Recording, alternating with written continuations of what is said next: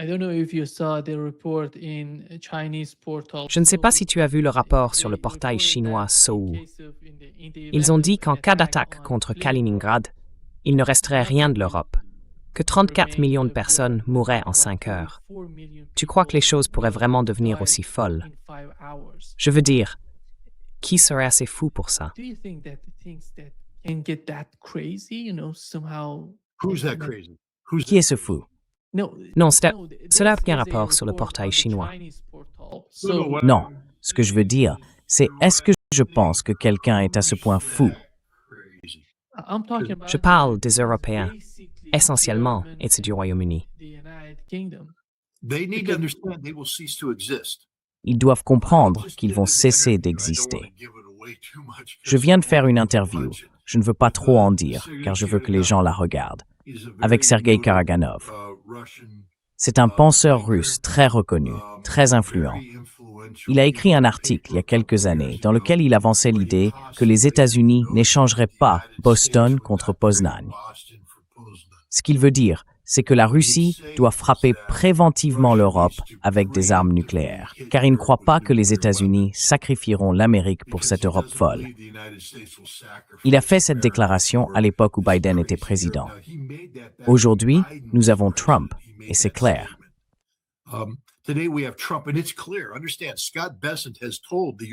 Comprenez bien, Scott Ritter a dit aux Européens que si la Russie attaquait un pays européen, la réponse de l'article 5 des États-Unis serait de vendre des armes à l'OTAN, mais sans s'impliquer militairement. Et maintenant, nous avons une situation où l'Europe provoque délibérément la Russie, en contradiction directe avec l'orientation politique souhaitée par le président des États-Unis.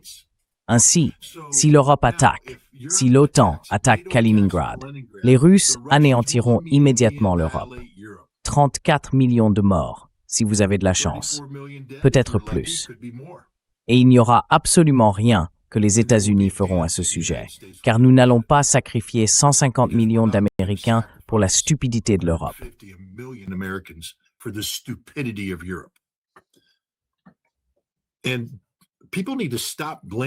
Et les gens doivent arrêter de blâmer la Russie pour cela.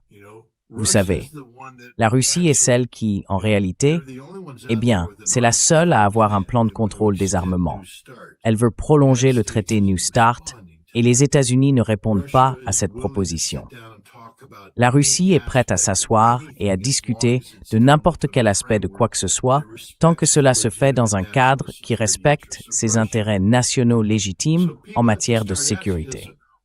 Alors les gens doivent commencer à se demander, pourquoi êtes-vous prêt à mourir si vous êtes Européen aujourd'hui? Parce que si vous laissez la folie des Polonais, des Baltes, des Allemands se manifester, souvenez-vous, l'Allemagne a actuellement une brigade en Lituanie. C'est une brigade ridicule.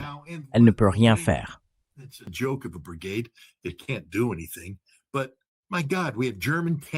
Mon Dieu, nous avons des chars allemands en Lituanie qui se préparent à combattre les Russes. C'est 1945 qui recommence. Vous savez, le général Donahue disait « nous pouvons couper l'électricité à Kaliningrad. » Non, nous ne le pouvons pas. Général Donahue, non, vous ne le pouvez pas. Tout d'abord, je l'ai déjà dit, je l'ai dit à l'époque, et je le répète, le général Donahue, s'il est le commandant des forces de l'OTAN, sera mort dans l'heure qui suivra une frappe de l'OTAN sur Kaliningrad, car les Russes détruiront simplement son centre de commandement et de contrôle avec une arme nucléaire, et il sera mort. Et ensuite, tous les planificateurs nucléaires, puis peu après la direction politique de l'Europe, seront eux aussi anéantis, parce que la Russie détruira immédiatement l'Europe.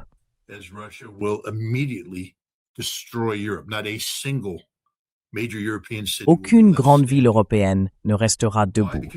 Pourquoi? Parce que l'Europe représente une menace pour la Russie, une menace existentielle. Et on ne laisse pas des chiens enragés courir librement dans ces villes. Je l'ai toujours dit, la Russie deviendra l'équivalent moderne d'Atticus Finch.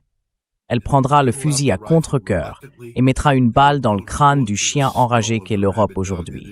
Je veux dire, c'est un discours dur, mais bon sang, c'est bien de cela qu'il s'agit. Ce n'est plus une plaisanterie. Ce n'est pas de la posture. La Russie n'est pas faible. Et vous savez, Seymour Hersh est un très bon ami à moi. You know, Seymour Hersh is a very good friend of mine. I love the man to death, and I have the highest respect for him. J'adore cet homme et j'ai le plus grand respect pour lui en tant que journaliste. Mais il s'est laissé détourner par des sources américaines qui ne font que diffuser des absurdités, des inepties pures et simples. Et maintenant, il a écrit un article où, certes, il précise que ce sont les opinions de sources américaines, mais pourquoi leur donner une tribune? Parce que cela donne l'impression que tu es d'accord avec elles. Et ces sources affirment que l'armée russe est en désordre. Non, pas du tout. L'armée russe est une machine de guerre pleinement opérationnelle qui a, disons, maîtrisé l'art du conflit moderne à haute intensité.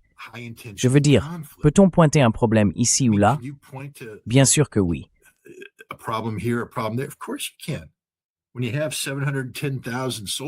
Quand on a 710 000 soldats sur le front menant des combats intenses, il y aura forcément des gens qui ne se comportent pas bien. Il y aura des gens qui décideront qu'ils ne veulent pas être là. Il y aura ceux-ci, ceux-là et tout le reste. Mais bon sang, ça arrive partout. Je veux dire, juge-t-on l'armée des États-Unis parce qu'en 1944, certains soldats américains ont laissé tomber leurs armes et déserté le champ de bataille?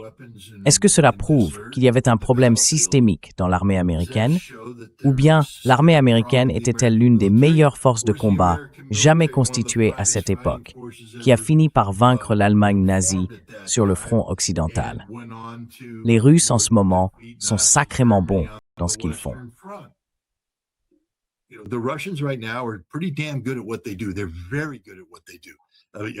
Ils sont très bons.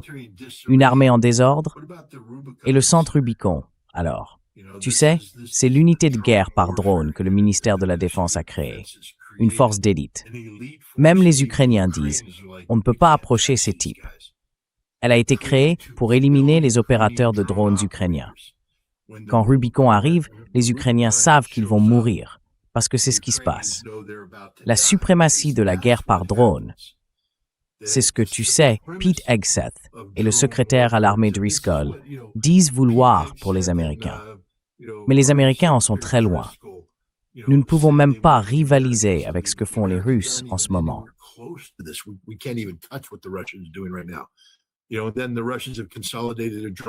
Tu sais, les Russes ont regroupé une force de combat de drones au sein d'une unité de véhicules sans pilote. C'est un nouveau service. Les Ukrainiens l'ont fait aussi. Les Ukrainiens sont sacrément bons. Je veux dire, dans certains cas, ils sont probablement meilleurs dans certaines applications tactiques, mais les Russes les ont rattrapés et même dépassés. Stratégiquement, les Russes dominent cette situation. Une armée en désordre ne ferait pas ça. Les Russes ont les capacités. Ils sont les plus rapides à tirer les leçons de la guerre. Tu sais, les Russes font tourner leurs troupes hors de la ligne de front régulièrement. Cela signifie que les soldats sont bien reposés.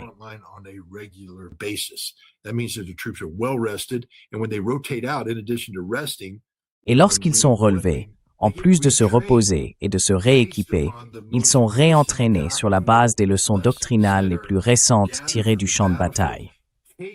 Ces leçons sont transmises aux académies de l'état-major général russe et à d'autres écoles de formation, où la doctrine est élaborée et mise à jour, puis renvoyée vers les centres d'entraînement. Ainsi, vous pouvez avoir mené un assaut sur Pokrovsk, pris la ville, et les leçons tirées de cette bataille sont envoyées à l'académie de l'état-major général pendant que vous êtes relevé pour vous reposer et vous rééquiper. Avant de revenir, une académie de formation vous enseigne comment adapter ces leçons. Ensuite, vous repartez au combat. Personne d'autre au monde ne peut faire cela. Ce n'est pas une armée en désordre.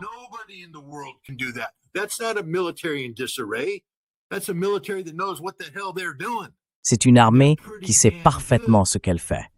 Et elle est sacrément compétente. Elle n'est pas épuisée.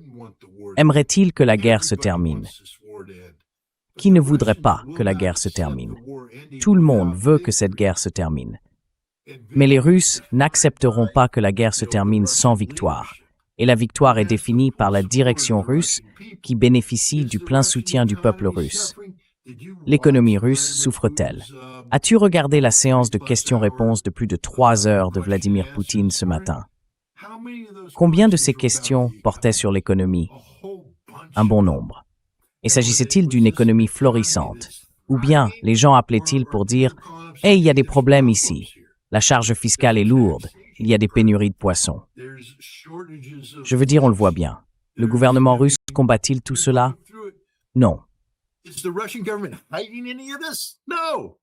They actually created a forum for the entire Ils ont en world to fait watch créé un where forum Russia's que le monde economic entier problems peut are regarder, put out there, où where les they problèmes discuss économiques de la everything, Russie to sont include exposés, the Russian où central ils ont bank and the tout role that it abordé, plays y compris in la Banque handling centrale de inflation. Russie et le And rôle qu'elle Vladimir joue Putin dans la is sitting saying, gestion de "We have l'inflation. problems.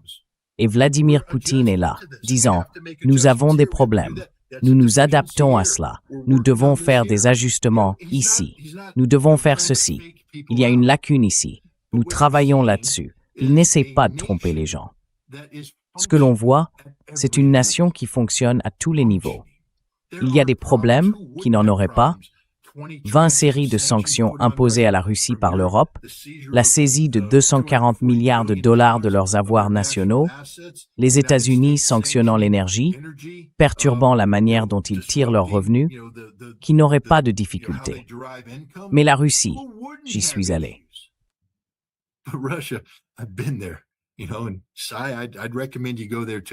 Et si, je te recommanderais d'y aller toi aussi, et de ne pas parler aux gens de Washington, D.C. qui n'y sont jamais allés. Ce n'est pas une société en déclin, c'en est une qui prospère. Ils ont quelques problèmes, mais ils prospèrent. Ils prospèrent parce que ce sont des patriotes russes. Il n'y a pas une masse bouillonnante de Russes désenchantés, priant pour la chute de Poutine. Gilbert Doctorow a tort, fondamentalement tort, sur ce point. Et personne ne partage son opinion, sauf ces responsables américains, tellement déconnectés de la réalité que ce n'en est même plus drôle. Non, la Russie n'est pas en désordre, l'armée n'est pas en désordre, l'économie fonctionne. Et comme l'a dit Vladimir Poutine, les gens aiment souligner certaines statistiques sur les taux d'inflation, mais l'inflation baisse.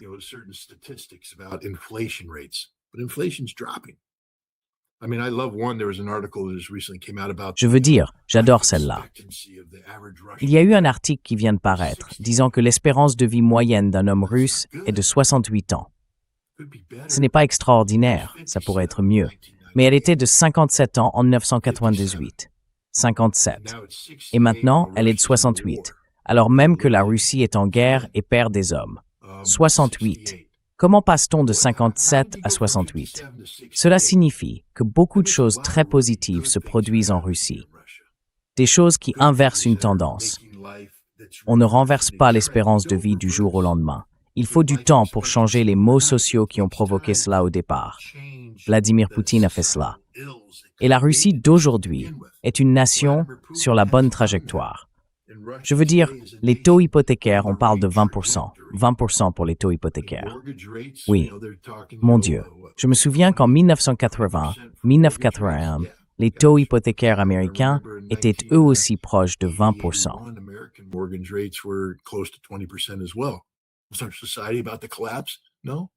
Ce n'est pas une société sur le point de s'effondrer. Non, il y a quelques difficultés économiques, mais on ne mentionne pas que la plupart des gens qui ont besoin d'acheter une maison en ce moment bénéficient d'un taux hypothécaire préférentiel de 6%. Donc oui, il existe des taux hypothécaires élevés, mais pour ceux qui ont vraiment besoin d'un logement, c'est 6%. Encore une fois, les gens ne connaissent tout simplement pas la Russie. Ils ne comprennent pas l'économie russe. Ils ne comprennent pas la réalité russe. Ils sélectionnent les données qui les arrangent. J'adore celles sur le pourcentage de Russes qui n'ont pas de plomberie fonctionnelle. Oui, parce qu'ils vivent dans le Grand Nord. Vous savez ce qui arrive à la plomberie dans le Grand Nord? À la plomberie extérieure, elle gèle. Les tuyaux éclatent. C'est pour ça qu'ils n'ont pas ces installations. Ils s'y sont adaptés.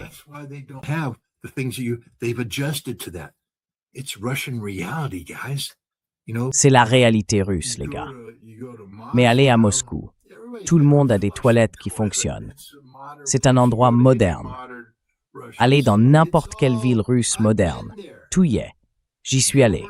Gilbert, je ne sais pas. Je suppose qu'il va à Saint-Pétersbourg, à Moscou. Mais peut-être que Gilbert devrait aller voir la vraie Russie avant de parler. Et peut-être que les responsables américains devraient faire la même chose. Demander au personnel de l'ambassade américaine de quitter leur bâtiment à Moscou, de voyager à travers la Russie et d'obtenir une véritable idée de la réalité là-bas. Parce que la réalité de la Russie est bien différente de ce qui est présenté dans les médias occidentaux, de ce qui est présenté par Seymour Hersh, qui répète les propos de sources américaines qui ne connaissent rien à la Russie. Je veux dire Vladimir Poutine. Cette idée-là, je l'adore.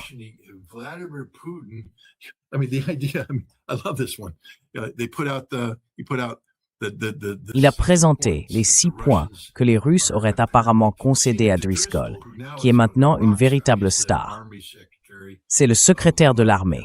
Tu sais, le secrétaire de l'armée. Il a 36 ans, il n'y connaît rien. Il était premier lieutenant, avec une expérience de combat limitée, mais maintenant, c'est lui, le secrétaire de l'armée. Ah, et en plus de ça, il est aussi à la tête du bureau de l'ATF. Alcool, tabac et armes à feu. Je n'ai pas encore compris comment ça fonctionne, ni ce que ça implique pour sa charge de travail. Mais apparemment, ce type est une star qui prend soudainement en main le dossier ukrainien, et il aurait accompli des miracles. Mon Dieu, il est allé à Abu Dhabi, où il a rencontré les Russes. Tu connais la vérité sur ce qui s'est passé là-bas?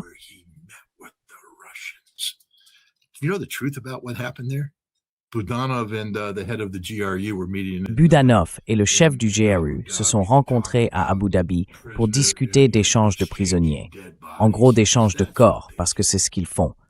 Et Driscoll est arrivé sans prévenir, a essayé d'assister à la réunion et a tenté d'avoir des conversations avec les Russes qu'il n'était pas autorisé à avoir avec lui. Et à partir de là, soudainement, on nous dit que les Russes ne vont pas accepter une armée ukrainienne de 600 000 hommes. Eh bien, je ne sais pas. J'ai écouté Vladimir Poutine hier et ce matin, et vous? Il n'y aura pas d'armée ukrainienne de cette taille. Les Russes ne l'accepteront pas. L'armée ukrainienne comptait 260 000 hommes au début de cette guerre. Et c'était une armée formée par l'OTAN que la Russie avait déclaré ne pas laisser survivre. Aujourd'hui, ils ont quoi? 800 000 soldats formés par l'OTAN.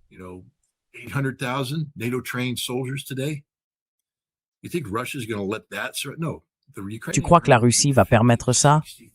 Non. L'armée ukrainienne compterait entre 50 000 et 60 000 hommes, sans lien avec l'OTAN, sans formation de l'OTAN.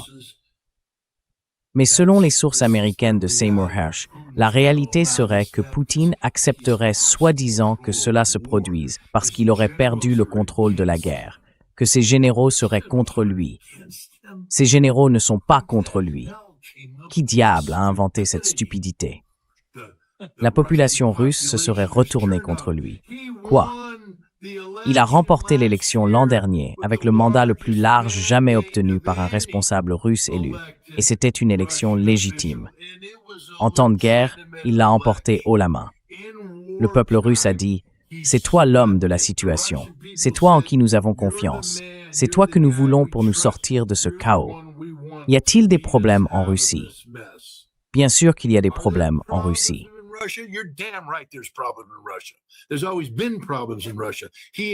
Il y a toujours eu des problèmes en Russie. Il a hérité d'un pays en ruine, et depuis 25 ans, il travaille d'arrache-pied pour le redresser. Mais à chaque étape, il a été trahi par l'Occident, qui ne veut pas le voir réussir. Pourquoi, selon vous, est-il allé à Munich en 2007? Parce que l'Occident aimait la Russie? Non, c'était tout le contraire. Pourquoi pensez-vous qu'il y a eu une guerre en Tchétchénie? Parce que la CIA collaborait avec les Tchétchènes pour semer le désordre et démembrer la Russie. Pendant tout ce temps où Poutine a été au pouvoir, il a porté le fardeau d'un Occident collectif qui cherchait sa perte, qui voulait le faire tomber. Navalny était un agent de la CIA et des Britanniques. Il existe une vidéo où l'adjoint de Navalny dit « J'ai besoin de 10 millions de dollars pour saper la démocratie russe ». Vous ne voulez pas vous en souvenir, n'est-ce pas?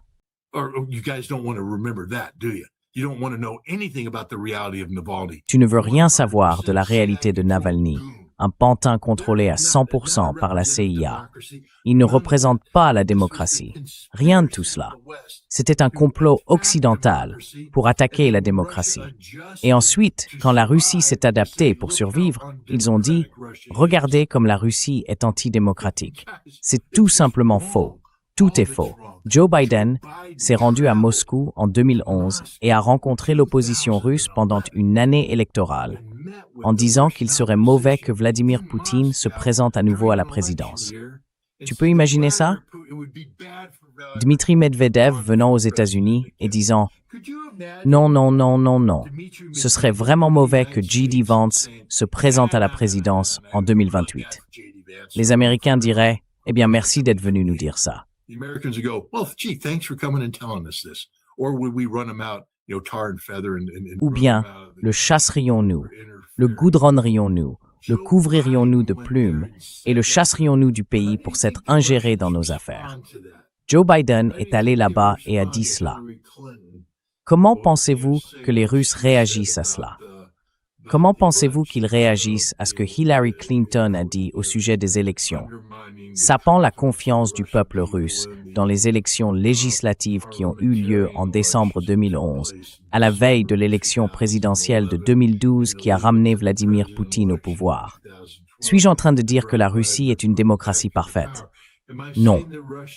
Même les Russes ne disent pas que c'est une démocratie parfaite. Les Russes disent que c'est une démocratie russe. Une démocratie russe largement façonnée par l'ingérence des États-Unis. Nair.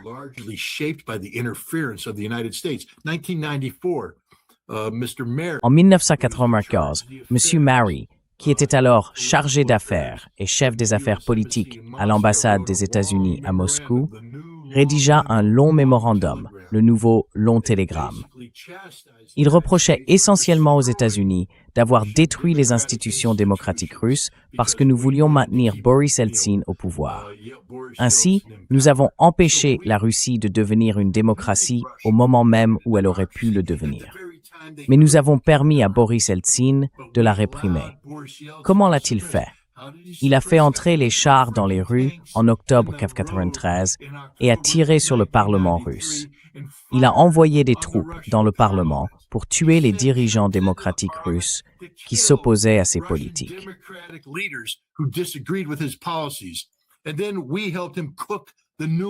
Et ensuite, nous l'avons aidé à truquer la nouvelle élection pour réélire un nouveau Parlement.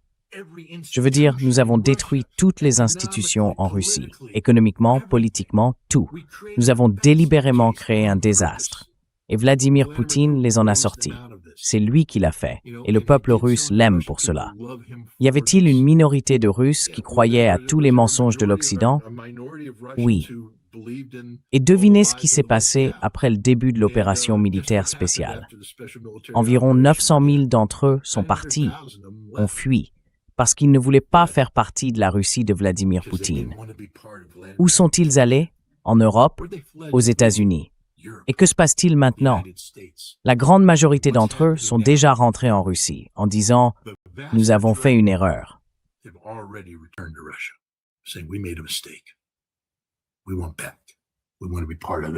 Nous voulons revenir. Nous voulons en faire partie. Nous ne voulons pas faire partie de cela. Les autres se préparent à être expulsés et piétinés. Ce sont des lâches. Ou bien ils vendront simplement leur âme à, vous savez, Mikhail Khodorkovsky et sa petite institution dirigée par le MI6 à Londres. Ou vous savez, ils traîneront avec Garry Kasparov et cette bande qui sape la démocratie russe. Mais vous savez, en Occident, nous nous berçons d'illusions. Nous croyons à la stupidité de nos propres propagandistes. La réalité de ce que nous avons fait à la Russie depuis 50 ou 60 ans devrait dégoûter tout le monde, car nous n'avons jamais cherché à aider la Russie. Et voici l'ironie de tout cela.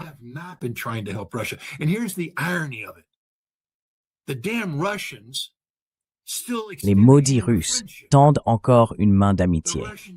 Les Russes disent encore « D'accord, mais ne pourrions-nous pas simplement nous entendre? Ne pourrions-nous pas trouver un moyen de nous entendre?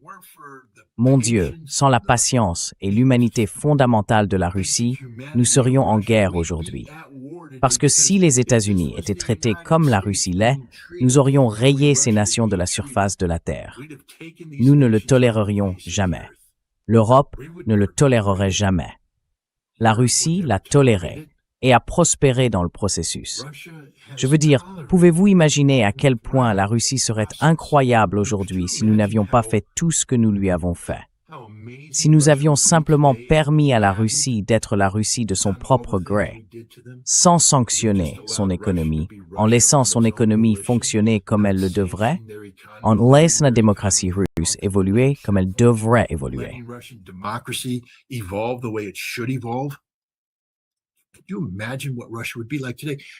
Peux-tu imaginer à quoi ressemblerait la Russie aujourd'hui? Tu sais, il y a énormément de corruption en Russie aujourd'hui. Énormément de corruption. Je ne m'en prends pas aux Russes, ils le reconnaissent eux-mêmes. Il suffit de lire les journaux. Ils arrêtent tel général, tel gouverneur, tel vice-gouverneur.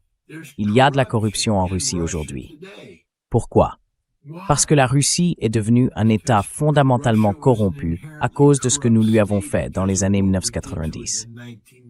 Et quand Vladimir Poutine est arrivé au pouvoir, tu sais, on ne peut pas faire le ménage du jour au lendemain. Il faut composer avec la réalité telle qu'elle est. La réalité qu'il avait, c'était une Russie intrinsèquement corrompue, dominée par ses oligarques voleurs et intrigants, la lie de la terre. Il n'y a rien de bon chez aucun de ces oligarques. Ils ont volé de l'argent. Et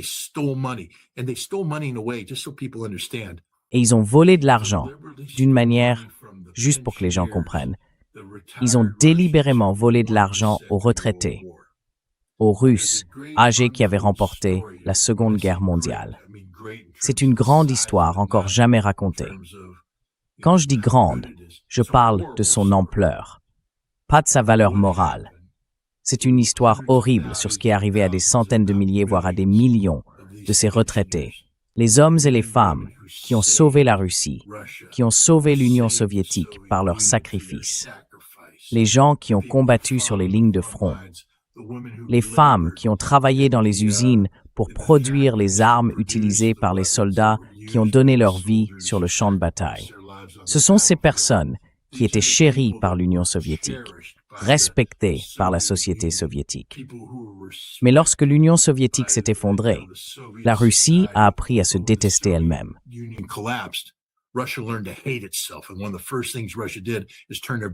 Et l'une des premières choses que la Russie a faites, ce fut de tourner le dos à ses retraités.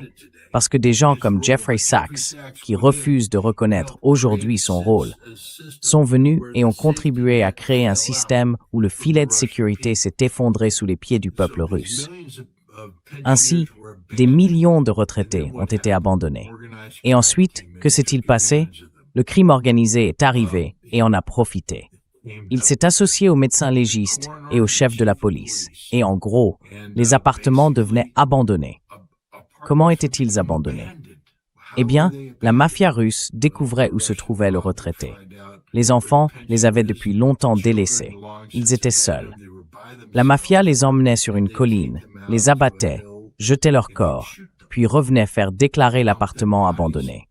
Et elle récupérait la propriété.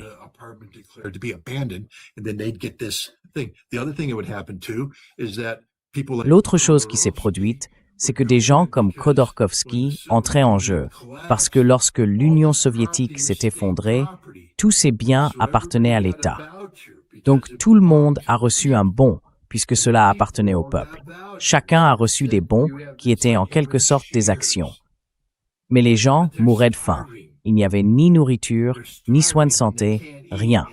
Et ils avaient besoin de quelque chose pour survivre.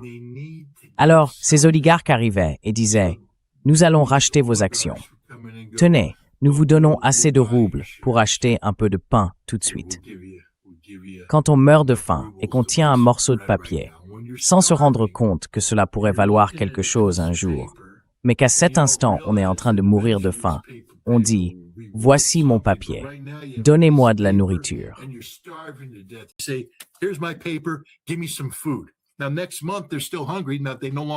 Alors, le mois suivant, ils ont encore faim. Ils n'ont plus leur journal et personne ne s'occupe d'eux. Alors on les emmène dehors et on les exécute.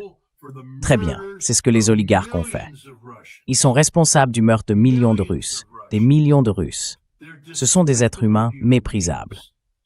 Mais ils dirigeaient l'économie russe et on ne pouvait pas les ignorer. Vladimir Poutine a donc dû composer avec eux. Il a dû travailler avec eux, les contrôler, les ramener sous son autorité, les amener à réinvestir. Et ce fut une lutte constante.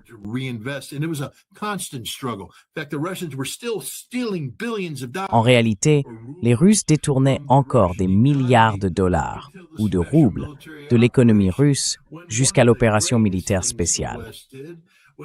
L'une des meilleures choses que l'Occident ait faites a été de sanctionner les oligarques. Poutine a dit « Très bien, vous avez perdu tout cet argent que vous aviez sorti de Russie. Oh, je suis désolé, vous pouvez en parler aux Européens. Nous ne viendrons pas à votre secours. Mais si vous voulez continuer à travailler en Russie maintenant, les règles ont changé.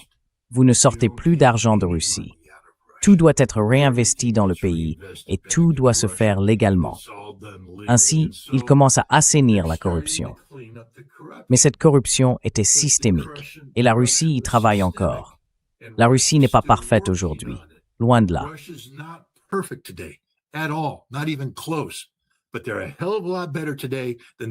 Mais ils vont beaucoup mieux aujourd'hui qu'ils ne l'étaient lorsque Vladimir Poutine a pris le pouvoir. Et ils suivent une trajectoire remarquable qui serait encore meilleure si cette guerre cessait. Mais certains parient sur l'idée que la Russie va s'effondrer. La Russie ne va pas s'effondrer. La société soutient totalement la direction qui est entièrement déterminée à garantir la sécurité et la stabilité de la Russie à l'avenir. Mais cela exige que l'Europe cesse de traiter la Russie comme une ressource que l'on peut fragmenter. Cela exige aussi que les États-Unis cessent de considérer la Russie comme un ennemi et commencent à la voir comme une force de stabilité, ce que les États-Unis font désormais. L'Europe, elle, s'y oppose.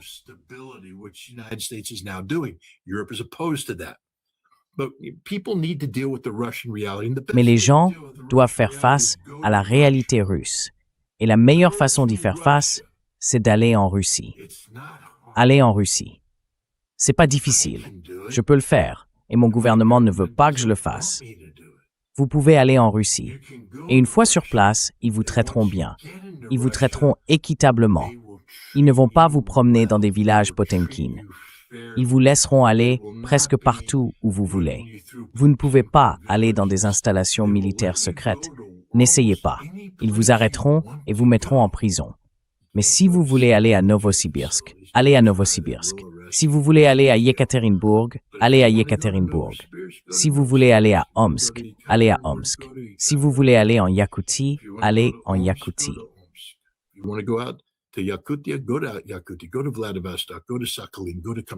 Va à Vladivostok, va à Sakhalin, va au Kamtchatka, va dans l'Altaï, va voir la Russie, rencontre le peuple russe, écoute le peuple russe, entends ce qu'il a à dire, regarde ce qu'il a à te montrer et tu connaîtras la réalité russe.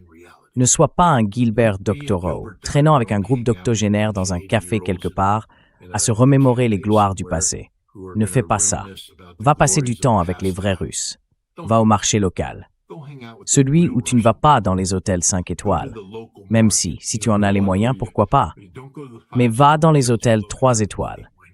Et quand tu quittes les hôtels 3 étoiles, traverse la rue, descends de 2 pâtés de maison et tu verras l'épicerie.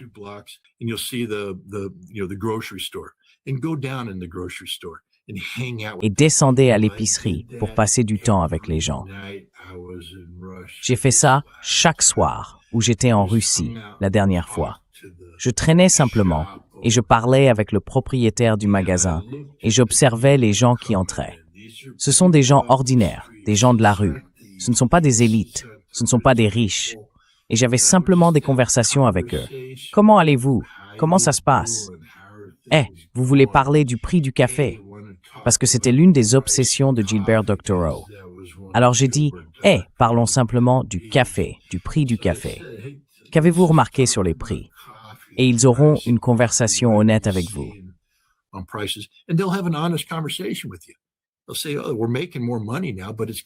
Ils diront, Oh, nous gagnons plus d'argent maintenant, mais tout coûte plus cher. Et cela soutient indirectement l'idée d'une économie en surchauffe que Vladimir Poutine essaie actuellement de maîtriser. Mais bien sûr qu'elle est en surchauffe. Quand on augmente les niveaux de l'industrie de la défense à ce point et qu'on y injecte autant d'argent, il faut embaucher des personnes talentueuses et les payer davantage. On injecte donc beaucoup plus de liquidités dans l'économie. Mais comme l'a dit Vladimir Poutine, et j'aimerais que les gens l'écoutent, il a déclaré « Vous savez, nous vivons dans une économie de marché. Tout repose sur l'offre et la demande. Nous ne pouvons pas manipuler le marché, car cela nuit en réalité au marché. »